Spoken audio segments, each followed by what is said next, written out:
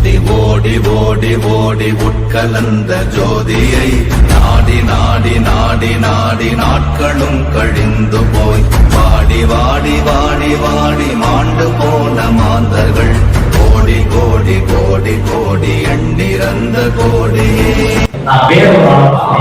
உண்மை சூழ்ச்சி மட்டும் கண்டு குடிச்சிட்டு யாருக்கு வர முடியுமோ அவங்க மட்டும்தான் வர முடியும்.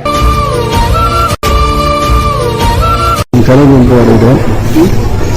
இந்த வகுப்பு ராமலியா எனக்கு கிடைக்கக்கூடிய மிகப்பெரிய பொக்கிஷமாக கருதுகிறேன். என்னுடைய பேர் தமிழ்மாரியப்பன். 3 நாளாக அவங்கள்ட்ட கற்றுக்கிட்ட விஷயங்கள் ஏறணும். நம்ம இல்லற வாழ்வின் ஒளி நமக்கு எப்படி வழி நடத்தும் அப்படிங்கிற விஷயத்த அவர் 3 நாள்ல நமக்கு நல்லா உணர்த்தியிருக்காரு. இந்த மாதிரி ஒரு வாய்ப்பு ஈசனாலையும் நமக்கு சாத்தியம், அதே மாதிரி 18 சித்தர்களாலையும் சாத்தியம். நம்மளுடைய ராமர் வழி நடத்தின விதம் மிகவும் நன்றாக இருந்தது. அவருக்கு என்னுடைய மனமான நன்றியை தெரிவிக்கிறேன். நன்றி, வணக்கம். சில பழக்கங்கள் இருந்தது, கோயில சிஸ்டர், இந்த மாதிரி சின்ன சின்ன பழக்கங்கள் இருந்தது. அந்த ஒரு தாட்டு கெட்ட பழக்கங்கள் எனக்கு இல்லாம ஆயிடுச்சு. இந்த உள்மொழி தியானம் அப்படின்னு சொல்லியிருந்தாங்க. அந்த தியானம் ரொம்ப நல்லா இருக்கு. அது நம்ம யோசிக்கிறது கரெக்டா முடிவுக்கு வருது. ரொம்ப நன்றி. சித்தர்கள் கூட இந்த மாதிரியா இருந்தது. மண்டல எல்லாமே எம்டியா தான் இருக்கு. வரைக்கும் எதுவுமே ஓடல. பல நன்மைகள் அறிஞ்சுக்கிட்டோம். எல்லாத்துக்கும் தலைமுறைக்கு சேர்ந்து. என்னுடைய பெயர் எம். பாண்டி. நான் ராணுவத்துக்கு 28 சர்வீஸ் நடத்தி ஒரு கேப்டனாக தேட வந்திருக்கிறேன். எவ்வளவோ இடங்களில் நானும் தியான பயிற்சி வகுப்புகள் அட்டன் பண்ணியிருக்கிறேன். ஒரு மனிதன் இறந்த வெற்றிலை அதே மாதிரி ஒரு ஆசனம். இந்த வெட்ட ஆசனத்தில் நான் மொத்தமே இன்னும் மறந்துட்டேன். லாஸ்ட் அந்த ஆசனம் முடிச்சு எந்திரிக்கும் போது ஒரு நிம்மதி இருந்துச்சு பாருங்க. அது எங்கேயுமே எனக்கு இல்லை. உள்வழி தியானத்தை பற்றி சில விஷயம் கண்டிப்பாக சொல்லி ஆகும். ஏன்னா நான் உணர்ந்த விஷயம்,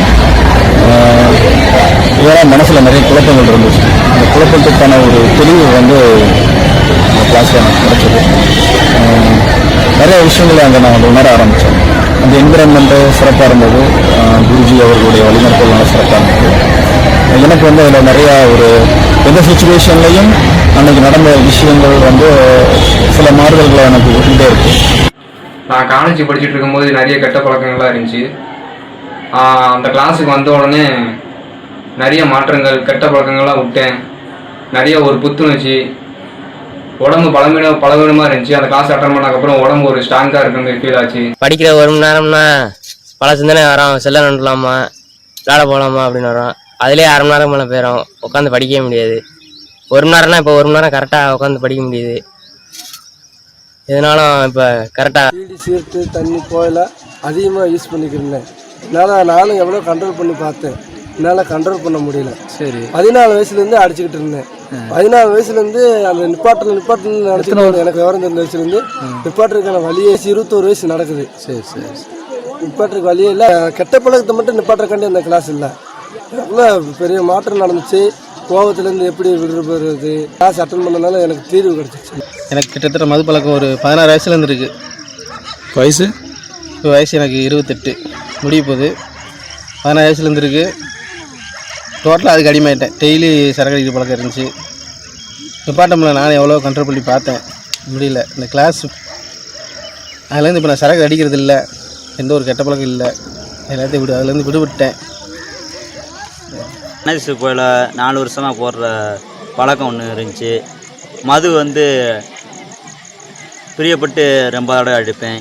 அது ஒரு பழக்கம் இருந்துச்சு. அந்த பழக்கமும் போய் என்ன சொல்கிறது, நம்ம தான் இந்த பழக்கத்துக்கு நம்ம அடிமையாக்கல். நம்ம தான் இந்த பழக்கத்தை கொண்டு போய்கிட்டே இருக்கோம், நீடிச்சுக்கிட்டே கொண்டு போய்கிட்டு இருக்கோம். எப்படி இது பண்ணோம்னா அது நமக்குள்ளே தான் இருக்குது அப்படிங்கிறது தான் அங்கே தான் உணர்ந்தேன். அந்த பயிற்சிக்கு ரொம்ப நன்றி.